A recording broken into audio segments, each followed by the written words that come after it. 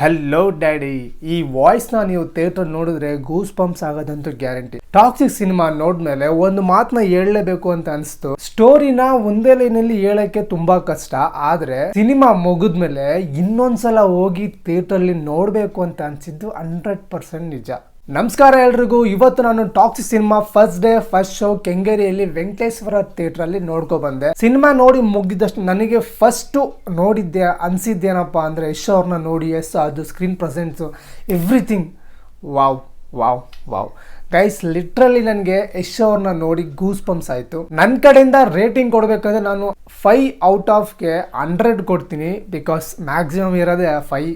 Because ಆ presence screen play ಏನೇನಿದೆ etcetera full extraordinary guys. ನಿಜವಾಗ್ಲೂ ನನಗೆ ಅಷ್ಟು ಇಷ್ಟ ಆಯಿತು ಟಾಕ್ಸಿಕ್ ಮೂವಿ. ಯಾಕಂದರೆ ಸಿನಿಮಾ ನೋಡ್ತಾ ಇದ್ದಾಗ ನನಗೆ ಎಲ್ಲೂ ಒಂದು ಸೆಕೆಂಡ್ ಕೂಡ ನನಗೆ ಬೋರಿಂಗ್ ಅಂತ ಅನಿಸ್ಲೇ ಇಲ್ಲ.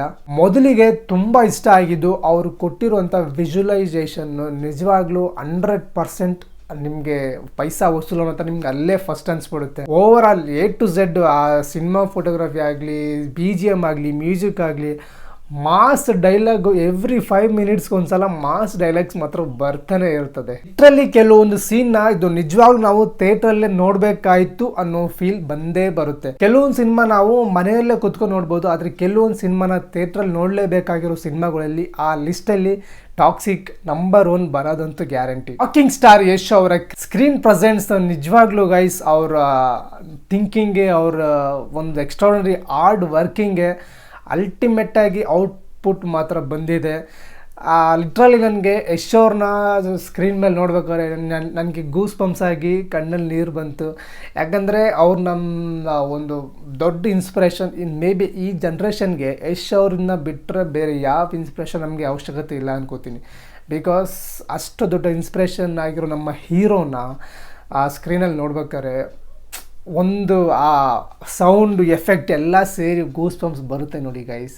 ಅದಕ್ಕೋಸ್ಕರ ನೀವು ಥಿಯೇಟರ್ ನೋಡಲೇಬೇಕು. ಯಶ್ ಅವರ performance, body language, dialogue delivery, mass moment, BGM, ಒಂದೊಂದು BGM ಬಂದಾಗಂತೂ ಥಿಯೇಟರ್ ಎಕ್ಸ್ಪೀರಿಯನ್ಸೇ ಬೇರೆ ಲೆವೆಲ್ ಇತ್ತು. ಡೈಲಾಗು ಮತ್ತು ಮ್ಯೂಸಿಕ್ ಸೇರಿ ಬರ್ತಾ ಇದ್ದಿದ್ದು ಕೆಲವೊಂದು ಮೂಮೆಂಟು ನಿಜವಾಗ್ಲೂ ಥಿಯೇಟರ್ ನಮಗೆ ಒಂಥರ ಪವರ್, ಹಂಗೆ ಎನರ್ಜಿ ಕಿಕ್ಕಿರುತ್ತಲ್ಲ ಆ ರೇಂಜಿಗೆ ಒಂದೊಂದು ಡೈಲಾಗ್ಸ್ ಪ್ರೆಸೆನ್ಸ್, ಅದಕ್ಕೆ background BGM working ultimate guys.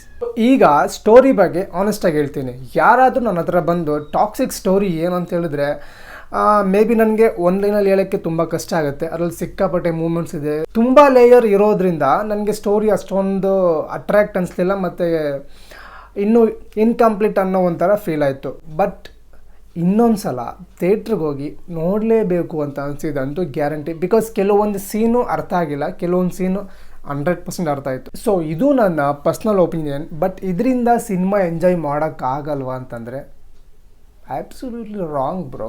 ಯಾಕಂದರೆ ಟಾಕ್ಸಿಕ್ ಒಂದು ಸ್ಟೋರಿ ಟೆಲ್ಲಿಂಗಿಂತ theatrical experience must must must. Visualise, BGM, sound, action, mass dialogues, Yash ಅವರ ಸ್ಕ್ರೀನ್ ಪ್ರೆಸೆನ್ಸ್ ಇವೆಲ್ಲವೂ ಸೇರಿ ಒಂದು ಡಿಫ್ರೆಂಟ್ ಎಕ್ಸ್ಪೀರಿಯನ್ಸ್ ಕೊಡೋದಂತೂ ಗ್ಯಾರಂಟಿ.